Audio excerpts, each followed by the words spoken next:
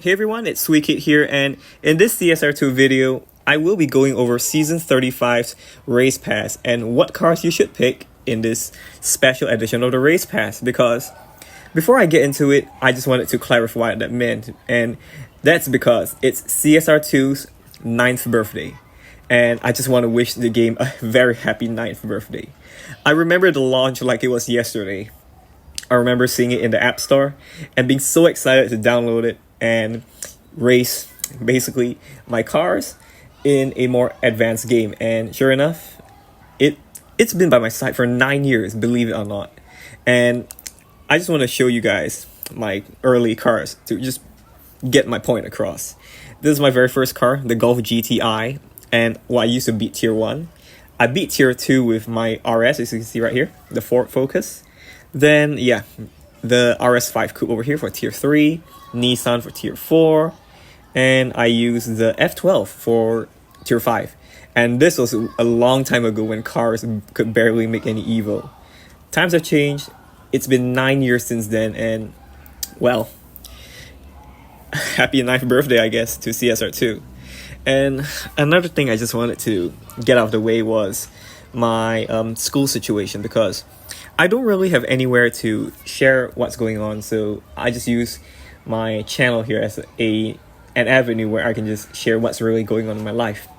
Sure, I got rejected, and in the meantime I have been taking up some classes teaching the fundamentals of what it is to be an actor, and I've learned some things like trying to get subtext across when you're acting out a scene, and it is harder than what it sounds like and what it looks. So then again, I'm an aspiring actor, so I'm new to this, and I do hope I can flourish there someday. And of course, I am signing up for a workshop in August, and it's gonna cost a pretty penny. $600 isn't money I just find laying around on the floor or the couch cushions, but hey, it's my dream and something I really want to do besides games all the time, so I do hope I can succeed in that regard. And on that topic, I will note that I have been writing my own stories, basically. Just like you see universes, like a lot of those comic universes, I have been writing my own one, well, about a world where certain people have special abilities, and it's a very small portion of them, and they're just trying to lead normal lives and chase their dreams just like us. So if that's something you want to see on the channel, do leave a comment. I'd be more than happy to share my ideas and my concepts for what I've written so far, because I really have been putting a lot of time in it. It's just my passion project. I mean, since I got rejected, I've been writing these stories and developing my characters just as a way to get my mind off things. And again, if you like to see that, do let me know, and I will talk about them on my channel in a future video. So that's it. Let's get into the subject of the video, and that's the new race pass. And this race pass also marks the first time ever where the free tier offers purple star cars, because if you can see right here, 2 of them are purple star cars and one's a gold star. Now what should you pick is always a question. Now this is a bit difficult because, well, the image isn't loading. Alright, there it is. This depends on what you want. Do you want to get your collections done, or do you want a good life racer? This is a bit hard to answer, so you need to think about it very carefully and answer it accordingly. Personally, what I would consider the best life racer here is the Toyota LB Silhouette GR Supra. This thing is a monster, and that's why I picked this car when I was starting this video, because that car basically lobbies in 9.7, and mine can run low 9.2s, which is quite insane. It needs stage 6 body and transmission to succeed, but besides that, you don't need anything else. It's a Toyota, so you can strip the 86s you get from the dealer and just put the Fusions in. Of course, red ones could be a stretch, but you can get most of them in, and even if you don't have stage 6 body and transmission, you can succeed. It just won't be as successful as it is with those 2 stage 6 parts. The next choice I will recommend would be the Dark Horse. Now, the Dark Horse was the 7th anniversary prize for this game. I do believe all these are anniversary prizes. I don't know about Supra, but I know that the Dark Horse was here for the 7th anniversary in that Ford event. Now, this is in collections, and so is a Corvette, but not the Supra. So, if you want to progress in collections, you have to take either the Dark Horse or the Corvette. For the Dark Horse, it's quite interesting because when you max it all out, you cannot put stage 6 transmission or body. For whatever reason, these two just work against the car and make it slower. So if you can get stage 6 engine, turbo intake, nitrous, and tires, that's good enough. You don't need the other two. And being a Ford, it's able to be upgraded with fusion parts very easily because there's the Mustang GT Premium, the Fiesta ST, and Fords in general are very common when it comes to rare imports. You'll see the, what's that called? Again, you'll see the Fiesta, you'll see the Mustang, you might see the RTR or the Roush. The Roush is a bit more rare, but you will see Fords a lot. So you can just strip them, put the parts into this guy, and you have quite a good life racer. Although, this guy will forever be stuck in the slow lobbies, is what I feel, because the more parts you put into this, it becomes less competitive, and at that point, you might want to have a tier 5 car when it comes to live racing. And that's why I personally recommend the Supra if you're going for live racing and nothing else.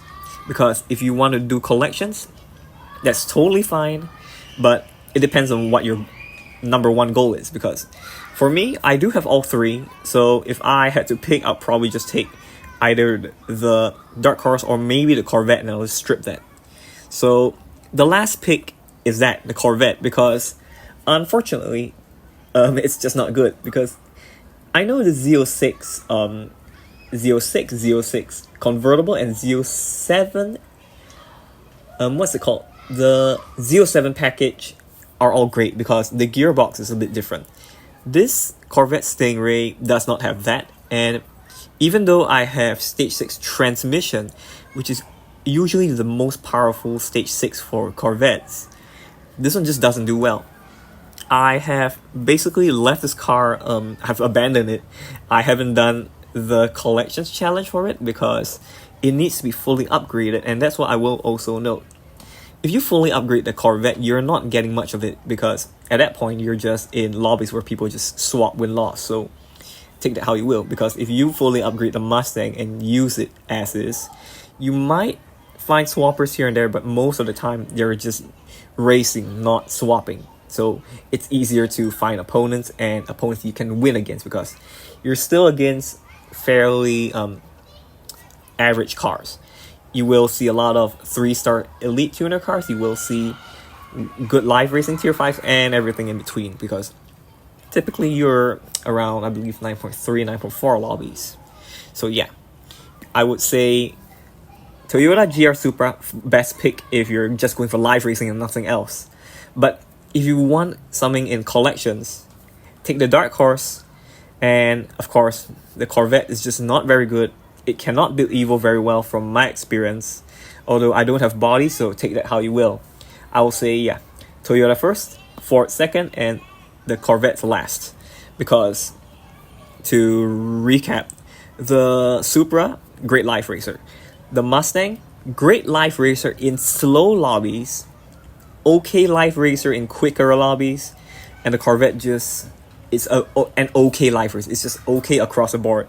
And I should note that since it's a Chevrolet, you might as well just save your parts, because an upcoming season prize car is on the way, and that's also a Corvette, and it happens to be a Z06. And from what I can tell you is that the new Corvette that's coming, it's also a Label Motorsports Corvette, but it's the Z06. That one has that special gearbox like the existing Z06s do. So if you really want a Corvette, please, I tell you, save for that one, upgrade it, and you won't be disappointed. Trust me. So that's out of the way. I know it's a bit lengthy. I do apologize. Let's get into the paid cars. Now, when it comes to the paid cars, all these are good life racers. But I will note that my favorite here would be the Koenigsegg. I know it's a bit opinionated, but then again, let me elaborate on why I feel the Koenigsegg is the best, because of all three, the Koenigsegg is the only one that's in collections.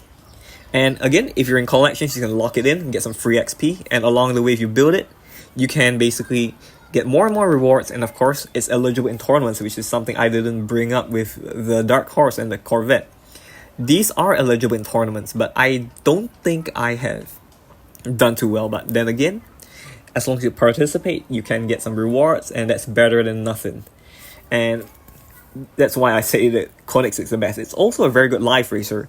If you can get stage 6 transmission, I think transmission is the biggest one for this car because it has too many gears. In a typical race, in about 10 seconds, I have to shift about 7 or 8 times, so it gets quite irritating. So I'm trying to chase transmission for this guy. And I do have it already. In fact, I have all three, but I haven't built my Koenigsegg all the way. But I have a feeling when I do, it will be very successful because I have been beaten by CC 850s, and I have nothing wrong with that. I would just admit defeat, and I will say, yeah, your tune is better than mine. So I concede. The second choice I will tell you is the Mustang GTD. Once again, it needs transmission because this Mustang has very slow gear shifts. Unfortunately, I do have the car, but transmission is the one and only stage 6 I'm missing, so I cannot use it too well in live racing. I have a tune that I just cobbled together just to suffice until I can get transmission. So take that how you will. You can use it without transmission. It still will be successful, but not very to the point where if you had stage 6, because the gear shifts can really get to you, and slowing down at the end of the race, it might be an issue with such cars with slow shifts. Also, it will be the easiest to get parts for because it's a Ford. That's pretty much what I brought up earlier with the Dark Horse. So this one's easy to get parts for because you can get the Fiesta and Mustang Premium, strip those, and you will see a lot of Fords coming out of rare imports very frequently, especially if you open crates for the Prestige Cup car. And last but not least is the Spark Owl. Now this is a car I would not recommend because it basically is what happened with the Devel 16 I brought up in an earlier video about that hypercar search. Because this is a purple star car. It's in a brand where this is the only car. So the only way to get parts for this car is to do the weekly Elite Cup and have this car selected, to use your universal parts, or to buy paid crates. And more often than not, you're going to have to at least open 1 or 2 paid crates if you really want to speed up the process, because if you're going to depend on the weekly Elite Cup, it's going to take forever to get the parts for this car because it's so hard. You cannot use bronze keys, because at least with the Ford and the Koenigsegg, if you have cars of the same brand but are gold star, you can go to those cars, use bronze keys, and get fusions. It's not possible with the Aspark. But despite that, I will note that the Aspark is a good live racer. I've seen it do quite well live, but not S tier levels as what I brought up in my tier ranking video. It's about an A tier at most, and it's also electric, so it takes a bit of skill to launch, and it's why I don't rank it that high. But mostly because of the parts. Because if you get it, let's be honest, you're going to have to dump a lot of money, time, and universals into getting this guy upgraded. And with that said, the recap is that the first pick will be my CC850 over here, then the Mustang GTD, and lastly, the Aspark Owl. And that basically sums it up for this video. I understand it's been a bit long because I was basically rambling about this, how do I say? I was rambling about the free cars a lot, and I do apologize for taking up so much of your time, but just a little bonus if you made it this far, and that is the upcoming Prestige Cup car, as you can see right here, the RS6 Advanced GT, happens to be a very good live racer. It will be coming in rare imports tomorrow. I will be pulling for it, and I will be I'll cover that car in great detail, so do stay tuned for that. With that said, I want to apologize, the video's been so long because I just wanted to wish the game a happy birthday and just want to talk about my little passion project on the side. And with that said, thank you so much for listening. If you like the video, do leave a like. It does help me and my channel grow ever so slightly. And do comment if you have anything you want to ask me. I'm willing to get back to you as soon as I can. And do hit that little bell icon so you know whenever I upload something. It could be a guide, could be a breakdown, could be a Prestige Cup car showcase, or anything in between. And thank you so much for listening and watching my video and taking the time out of your day. And I'll see you next time. Well, I would say tomorrow because I'm really looking forward to reviewing that Prestige Cup car. I'm really excited and I hope you'll be there with me tomorrow. Thank you so much and I'll see you next time. Take care, everybody.